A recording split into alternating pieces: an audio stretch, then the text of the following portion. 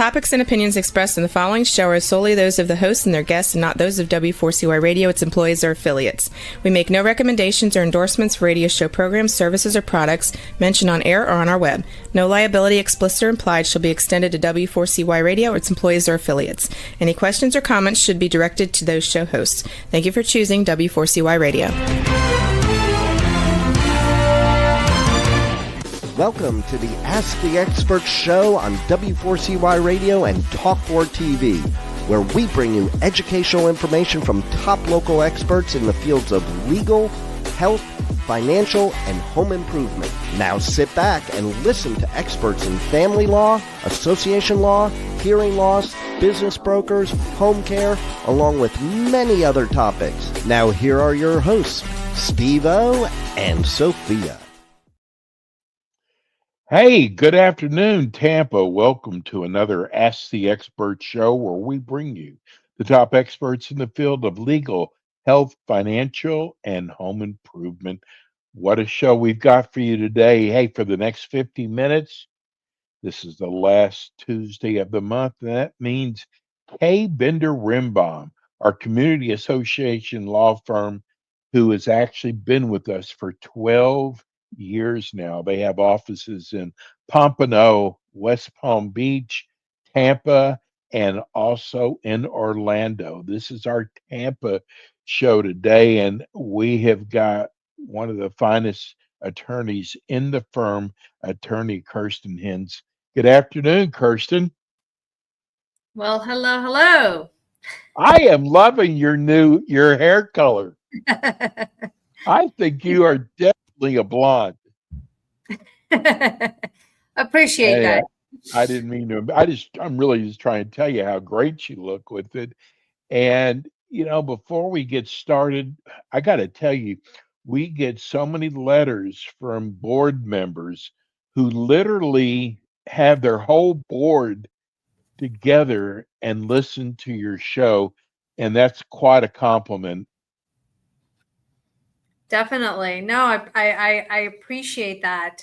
We certainly try to prepare for the questions to come as much as we can, and appreciate all the listeners out there.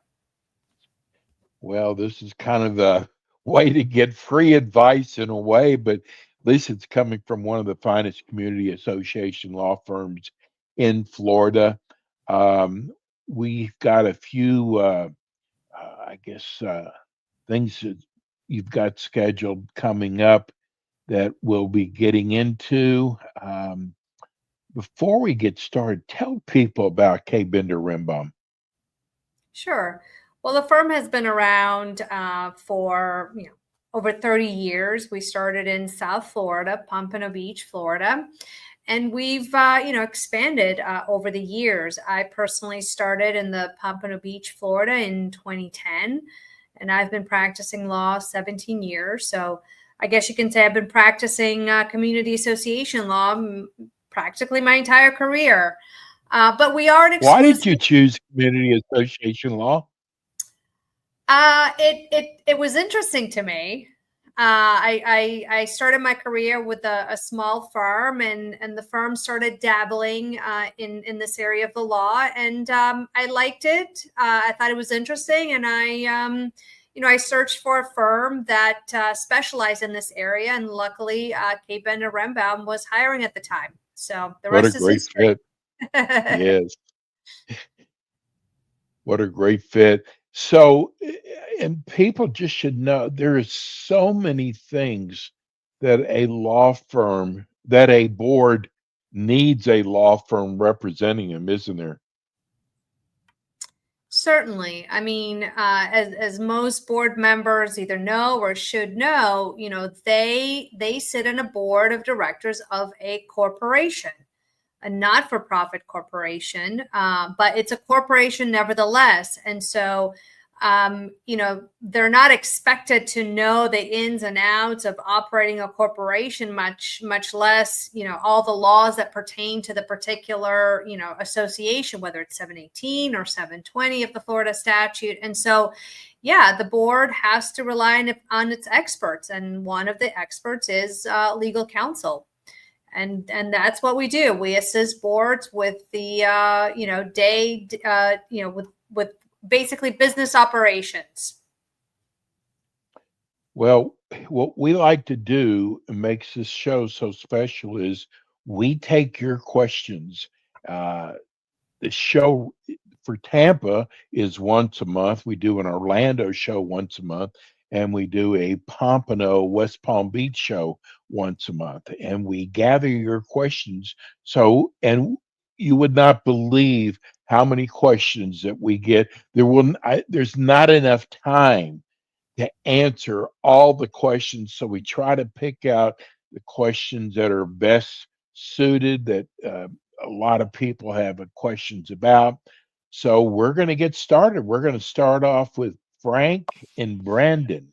He wants to know, do you need a permit to paint your condo building? Well, that's going to depend on the municipality or the building code department in your area. So if you have any questions, I recommend just calling the building department in the area to confirm. I got to tell you, I love this next question. I'm not laughing at it, I promise you, Wes. Wes in Tampa. He says, I live in a condo, and our so-called president, which tells me he's not too happy with this president, owns 20 units, and they are all full of cats, no people. Right. Each unit has 6 cats. Is that legal? Wow, so 20 units and six cats in a unit, that's 120 in each cats. one. Well, That's I mean, a there's cat nothing. lover. Yes. There's nothing in the condominium statute that addresses a limitation on cats. I mean, that's going to be something that's going to be very specific to this particular association. So I would look to the declaration of condominium to see if there is a pet restriction. And if there is, does the restriction prohibit cats? If not, then it's not likely a violation for the president to have cats in these units. Hopefully they're not causing a nuisance in the condominium, but that's a whole other issue, I suppose. That's a mighty big investment for your cats, but hey, to each their own. We don't judge here. Let's go to Larry in Largo. Now, Larry, and thank you so much to the people who tell us if you're an HOA or a condo, that makes a huge difference. We've kind of trained everybody that, you need to tell us if you're an HOA condo. Larry is an HOA, and he wants to know, can we use general proxy at the annual meeting for voting? Generally, yes, but really it's going to depend on the bylaws of your HOA, because with HOA, unlike the condominium associations, your election process has to be followed in accordance with your bylaws, right? So there is really no statutory process for elections. Every HOA has their own elections, which should be specifically set forth in the bylaws. And so you'll have to look at the bylaws to see, number one, if proxies are allowed in the community, and if so, if owners can vote at annual meetings by general proxy.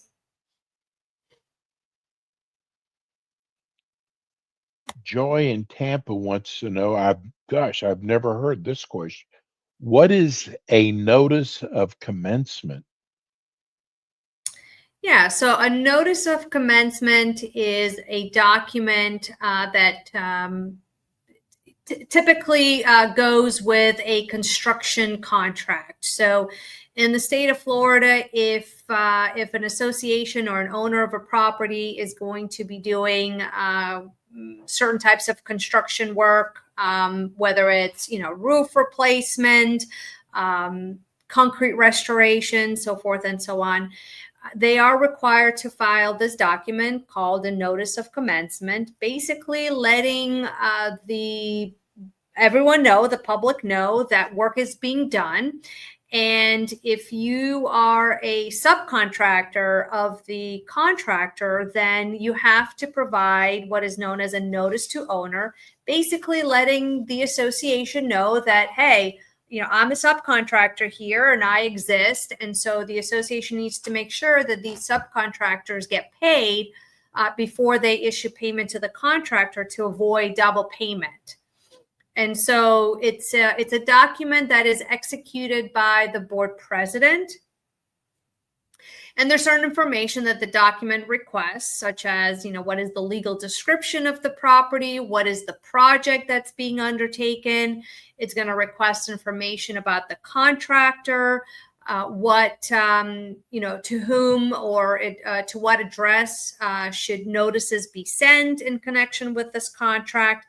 And then there's also information that you have to disclose whether the association is taking out a loan in connection with the project. So, many associations in the state of Florida have been forced to borrow money to fund some of these, multi-million-dollar construction projects. And so if you are borrowing funds, then you need to disclose the, lender and provide certain lender information.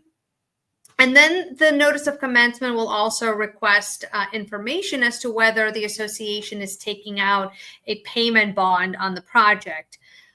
So typically with large dollar contracts, the board may elect to take out a performance and or payment bond. And a payment bond really is to ensure that the subcontractors and lieners do get paid, right? That the contractor doesn't run off with the money. And so if you are requiring the contractor to take out a payment bond, typically that gets recorded with the notice of commencement. This is probably way more information than the listener requested, but just so that they're informed of what this document is. Now, I will tell you, contractors will sometimes prepare these notices of commencement.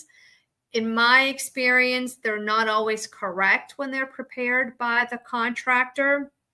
And so highly recommend that you have an association legal counsel review or prepare one of these notices of commencement and then have it recorded in the public records. I notice we're getting a lot of questions, and you and I discussed this before the show. We realize there is a big bill coming out, but it hasn't been signed, and I promise you we'll have plenty of time to discuss it after it's signed, because it could change so many times. So all of you who have these questions about, and if you want to ask questions in the chat line, more power to you. It's fine, but we're not going to be talking about any new bills today. Let's wait till it gets signed, because it could change so many times. So we're not avoiding you, but if you have a question about this new bill that might be signed, we're going to hold off on taking any of those questions. We've got so many questions here. And listen, Kay Bender is so nice to give up an hour of their time each month to answer your questions. And you don't see that in very many markets. So let's go to Richard in Plant City. He is an HOA also. What is an architecture review committee, and what are they allowed to approve or disapprove? Sure. So an architectural review committee is a committee that is typically set up by the developer. and you would find authority regarding the committee in the Declaration of Covenants, which is the declaration for HOAs. And it's essentially a committee that has the authority to approve or disapprove architectural changes to the parcel. Now, with new changes in the statute that took effect last year, there is the committee now can only approve architectural changes to the exterior of the home, not so much, inside within the home. But essentially, the declaration and sometimes even the bylaws will outline the powers and responsibilities of the committee. Essentially, if an owner wants to undertake a change, for example, whether it's replacing a roof or replacing windows, doors, or color change, they would have to submit an application to this committee, identifying what the proposed alteration is. Potentially even provide certain specifications prepared by a licensed contractor. And the owner might even be requested to provide additional documentation regarding the change, depending what it is. And so once the committee receives it, the committee typically will have a certain time frame within which to get together, review the application and the supporting documentation. And then depending on whether or not the documents authorize this, there could be some kind of deposit or some kind of fee associated with this application. And so, the committee gets together, reviews it, and then issues a determination to the owner whether or not this exterior alteration is approved. Now, some of the other changes to the statute that took effect last year is that the board or an architectural review committee has to adopt specifications, right? And so when reviewing an application for a change, it's important that there are specific specifications or standards in place as to, whatever it is that the owner is looking to change, because if you don't have standards or specifications, then becomes more problematic to deny a change, right? So for example, if an owner is looking to change the paint color, right? And let's say they want to change the color to, a dark beige, right? And let's say the board doesn't have specifications, doesn't have a color wheel on the colors that are authorized. Well, it becomes problematic to then deny this proposed color change, right? And so the committee's role, among other things, is to also adopt specifications and standards for, the various alterations that an owner could propose. Shelley in Tampa, a condo. Can a president of our board hold more than one officer position? I don't think we've ever gotten a question like that. Yeah, before. It generally yes, unless the governing documents would prohibit that, and that would apply really to an HOA or a condominium, because this is more pertaining to the corporate functions.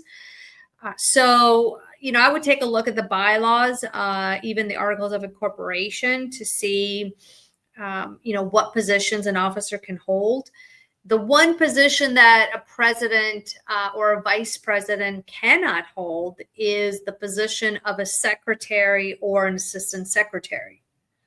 So, president can be a treasurer. They just cannot be a secretary or assistant secretary. And the reason for that is because with corporate documents, such as contracts, typically requires the signature of the president, and then the secretary's function is to attest the signature of the president or vice president. So typically with corporate documents, you'll have two signatures, that of the president and then that of the secretary. And so you can't be, the same person can't be both president and secretary. So that's the only prohibition, unless your documents have something else.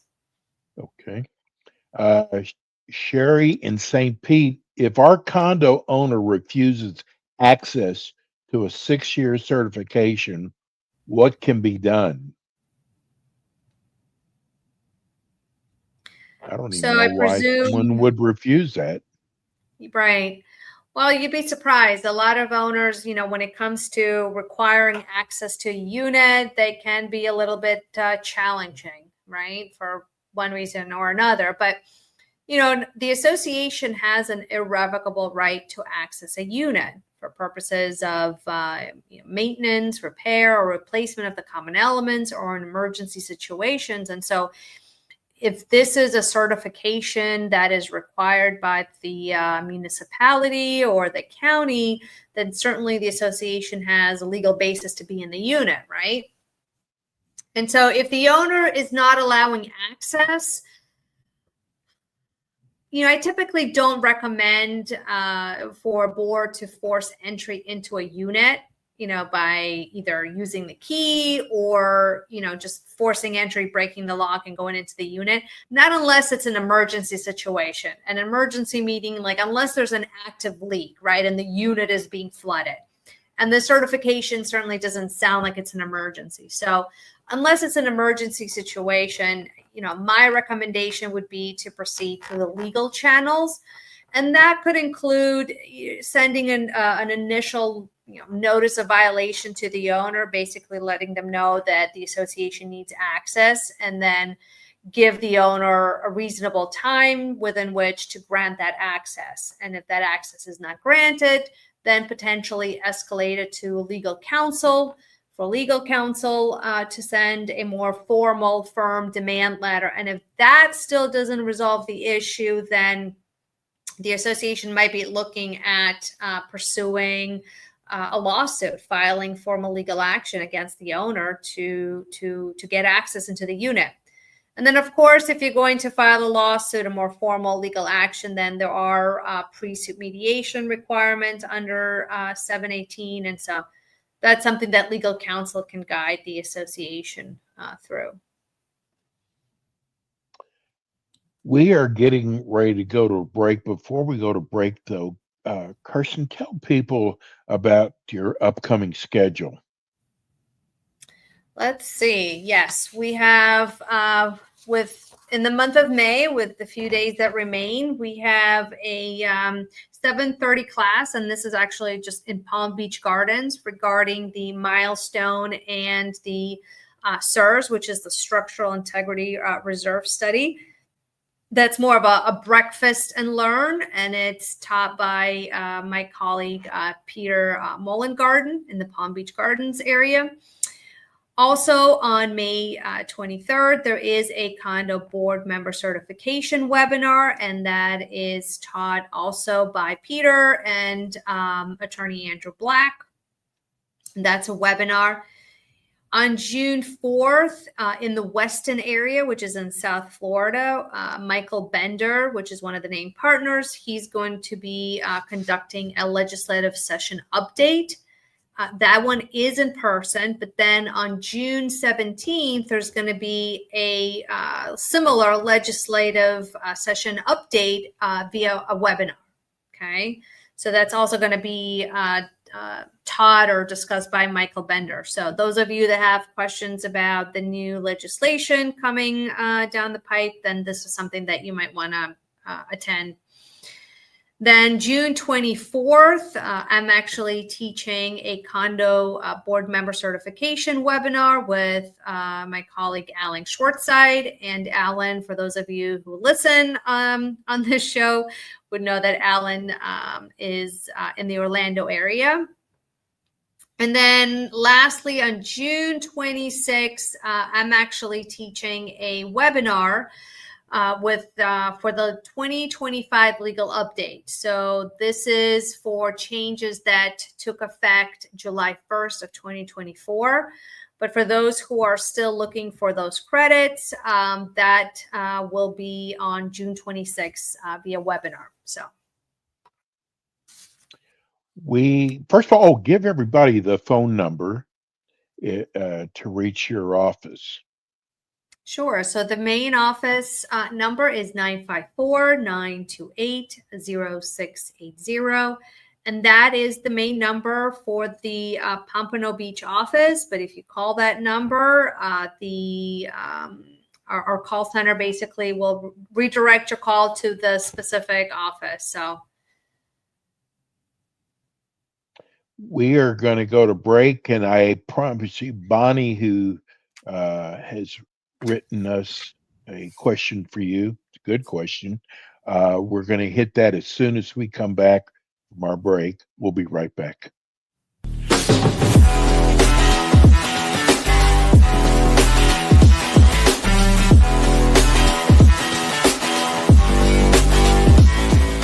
K. Bender Rembaum is a full-service community association law firm dedicated to the representation of community associations throughout Florida. On kbrlegal.com, you can learn more about their offices in Pompano Beach, Palm Beach Gardens, Orlando, Tampa, as well as throughout Miami-Dade by appointment. Several K. Bender Rembaum attorneys are board-certified specialists in condominium and plan development law and assist clients with all matters of community association legal issues while keeping them up to date on new developments that affect their associations. K. Bender Rembaum is also a well-known provider of free legal education for managers and board members. Contact K. Bender Rembaum today by calling 800-974-0680. That's 800-974-0680 to reach any of their locations. You can also visit them online at kbrlegal.com or write to them at info@kbrlegal.com. And we are back with the Ask the Expert show on W4CY Radio and Talk4 TV with your hosts, Steve-O, Sophia, and their expert guests. And we are back. This is the K. Bender Rembaum Community Association Law Firm Hour. We have Kirsten Kins with us. She is one of the attorneys in the office. She handles the Tampa office, which is a great market. This is the last Tuesday of the month is when she comes on with us, and we have so many questions that we're going to get to with you. Rich in Tampa, I love your show. This has got to be one of your cousins, Kirsten. I love your show. Thank you for all your great information. Special assessments passed, and then we got another special assessment right on top of it. I checked the company out, and the construction company doesn't exist. She actually went into great detail, all the work she did to try to find out who this company was. What can I do to find out this company is for real? That is a good question. Yes.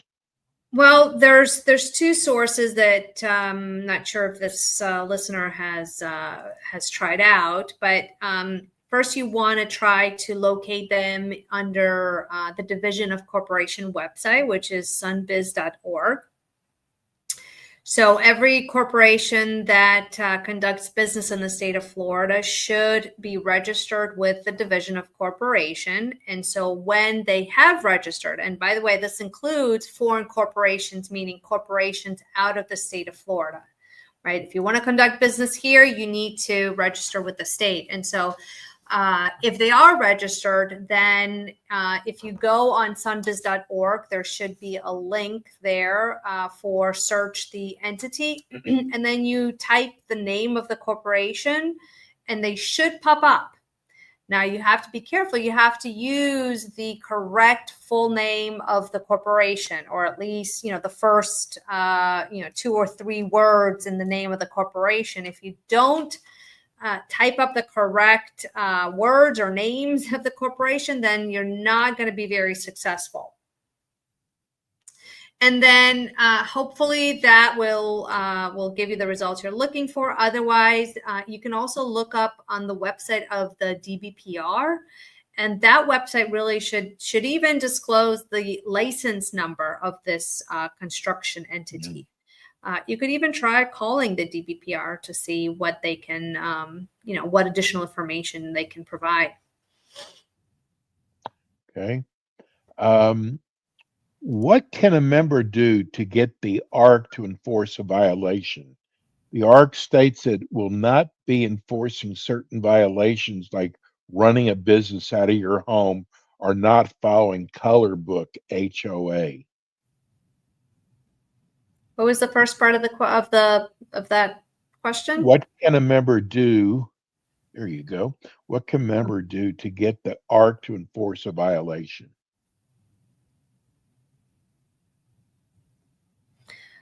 Well, first you need to confirm if the ARC committee even is authorized to enforce violations, right? So the ARC, remember, in responding to another listener's question, I said that the ARC is typically given the authority to review and then approve and disapprove architectural changes.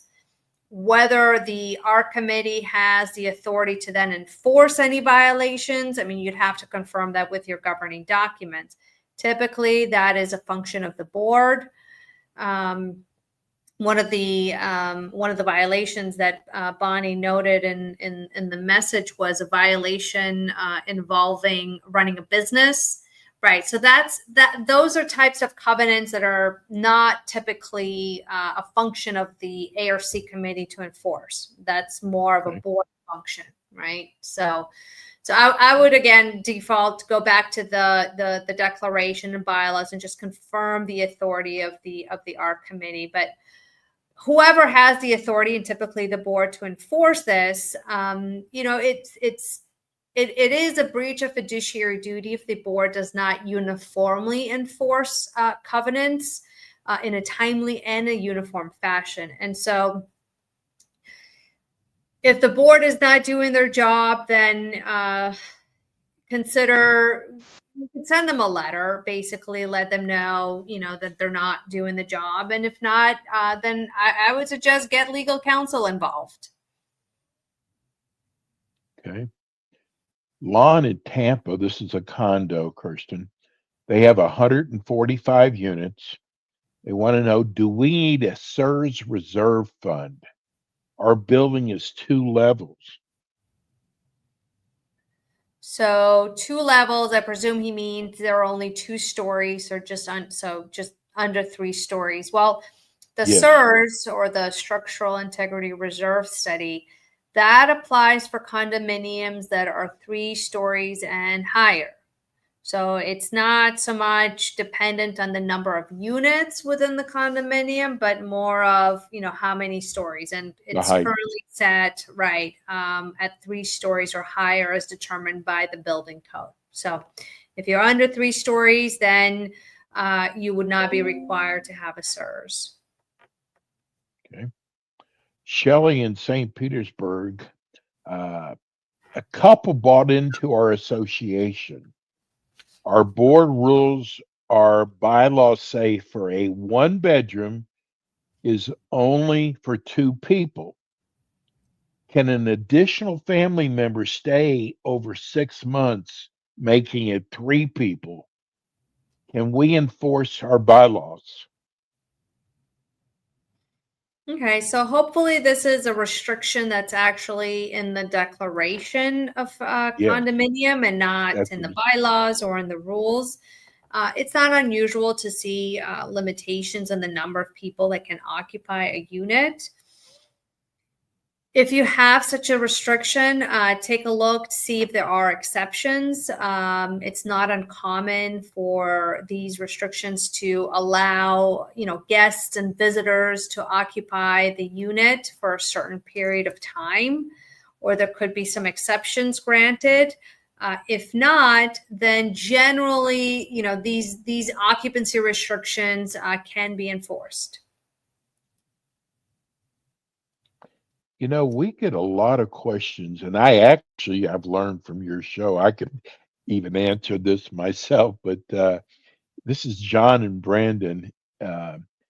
Is an inhabitable garage considered the first story of a building? We were just talking about the 3 levels on up, but some people have a garage. They want to know, is that part of the amount of levels? So I would have to defer to an engineer, because the way the statute is written, it does say the SERS applies to condominium buildings with 3 stories or higher, as determined per the building code. And so, unfortunately, I'm not an expert in the building code, so that can only be determined by an engineer. Okay.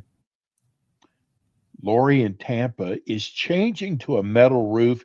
And for some reason, Kirsten, we get a lot about metal roofs.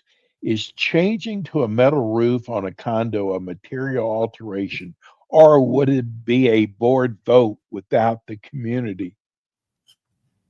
Yeah, that's a good question, but material alteration is basically an alteration to the exterior of the condominium. And in this case, it sounds like the association or the board is considering replacing their existing roof with a metal roof. If that is the case, then yes, it would be considered material alteration. The division of condominium would certainly consider it an alteration. Now, whether or not you need a membership vote, or this is a board vote only, will depend on your declaration of condominium. So, Chapter 718 of the Florida statute currently provides that unless otherwise provided in your declaration, you need a vote of the membership, which is 75% of the voting interest. So that means you have to look at your declaration to see if you have a different approval requirement. And you could have something less, majority or 2/3 of the owners. You could have even a dollar threshold. So the association can spend up to a certain amount of money on an alteration, and anything beyond that would require membership approval. So it really depends on your declaration. Okay. We're also starting to get, I bet you're getting these in your office, questions like, people are very concerned about investors taking over. Mark in Tampa wanted to know, what can we do to stop investors from taking over? Can we put a limit? Well, and investors, I presume, are buyers that are buying multiple units and then are renting them out, essentially, right? So they're not Yes. permanent occupants. Yeah, I mean, there is a lot of concern, because when you're not an owner that is permanently residing there, or most of the time, right, then that creates a lot of transiency. And so that could be problematic. There are ways that a board can control investors, and one of them is to prohibit or limit corporations and other entities, such as a limited liability company, from purchasing units. So that is a provision that we, in fact, have enforced many times on behalf of the association. So that's one option. Now, you would be grandfathering in, if you do propose such an amendment, you would be grandfathering in anybody, or you should be grandfathering in any entity that has already acquired title to the unit. So you're not divesting anyone of title, but rather just going forward, no new entities or corporations can purchase in the community. So that's one option. Now, you would also exempt association from that prohibition. And the reason is because the association has the ability to lien and foreclose if an owner doesn't pay assessments. And so if the association forecloses and takes title to the unit, well, obviously you want the association to be able to do that and not preclude that. Now, another option is to propose an amendment to the declaration that limits the number of units that any entity or any owner can own, right? So going forward, no more than 1 unit or no more than 2 units can be purchased at any one time. Again, you would be grandfathering in or letting existing owners to keep their multiple units, but once they start selling them off, they're not allowed to buy any additional units. So that's another way that you can curb investors. Could you stop them from saying they can't rent the unit out for the first 2 years? You can do something like that? Yeah, that's called, that's referred to as a lease moratorium. So essentially, once the purchaser takes title to the unit, you would prohibit them from leasing for a certain period of time. And typically it can be 12 months, 24. I've even seen it up to 36 months from the date of acquiring title. Yep.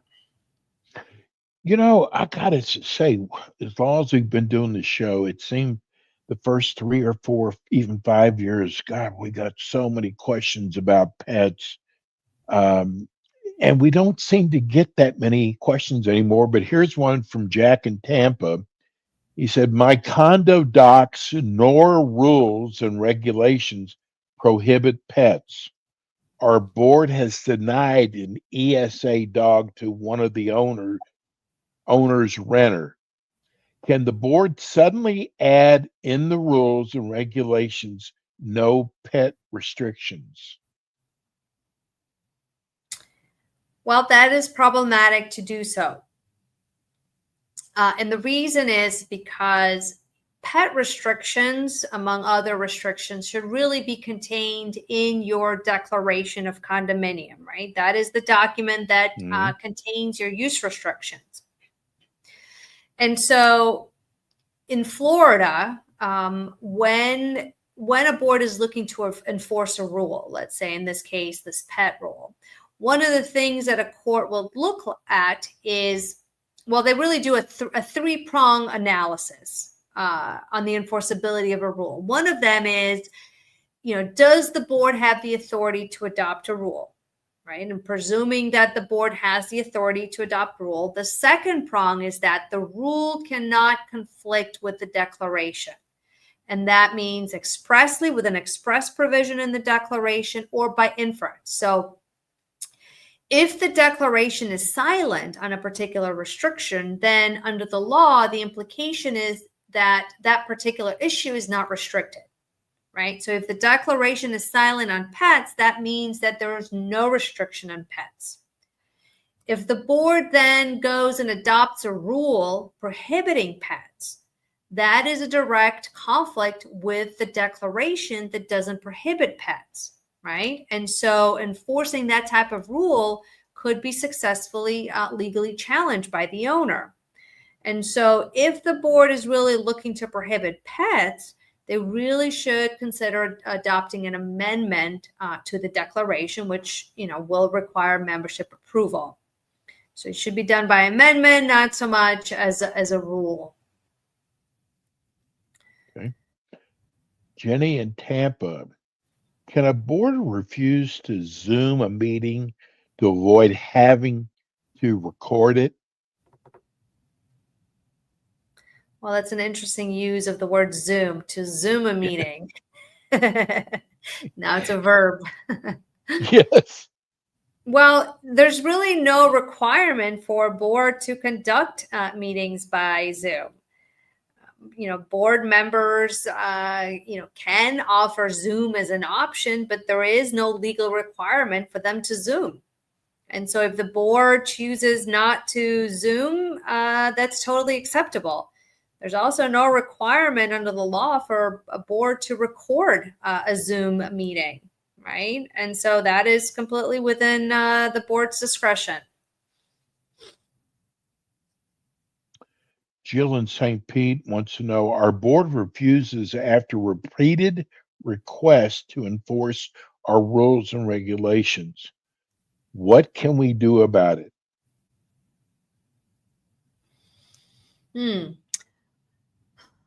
Well, I think it's same answer as the one I gave a few minutes ago with the ARC committee, right? A board has a fiduciary obligation to enforce covenants and rules and regulations in a uniform fashion. And so the failure to do so could be potential breach of fiduciary duty, right? And so, you can send a letter to the board, basically, stating they haven't enforced a particular rule or a covenant, and that, you expect that they would be doing so. Absent, if the board fails to do that, I suggest getting legal counsel involved and trying to resolve this with the board. Okay. Larry in St. Pete, how much time do you get to spend a special assessment? What happens to leftover funds from a special assessment? Well, there's no specific time frame set out in Florida statute about, a time frame within which you have to spend the special assessment. Obviously, you'd be adopting a special assessment to cover, funds for a particular project or a budget shortfall. And so you basically, use those funds as long as you have them, as long as the project lasts and your payment obligations exist, right? Once the board has paid off their obligation, whatever it might be, whether it's a contractor or whatnot, if there is any leftover from the special assessment, then typically, unless your documents provide otherwise, that would be considered a general surplus, which basically is operating funds that the association can apply to any bona fide association expense.